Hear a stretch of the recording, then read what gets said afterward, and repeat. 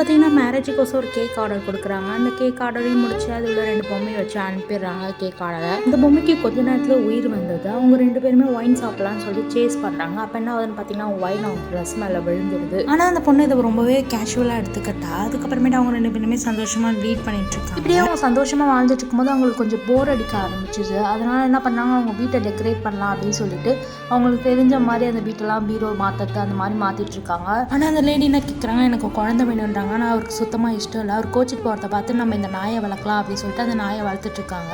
ஆனால் அவருக்கு அதுலேயும் அந்த இன்ட்ரெஸ்ட் போயிடுச்சு. நாயை கூட கவனிக்க மாட்டாரு. இவங்க போய் டிவிக்கு நடுவில் நின்று மறைச்சிக்கிறாங்க. அவர் என்ன பண்ணுறாருன்னா நாயை நசுக்கி அதை டிவியை மாற்றி பார்த்துட்டு இருக்காங்க.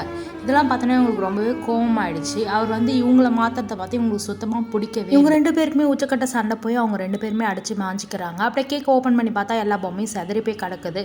இவங்க அதை கேஷுவலாக எடுத்துக்கிறாங்க. இவங்களும் சேஸ் பண்ணுறாங்க. அதே மாதிரி நடக்குது. இதுக்கப்புறம் என்ன நடக்குன்னா அடுத்த வீடியோவில் பார்க்கலாம். லைக் பண்ணிக்கோங்க.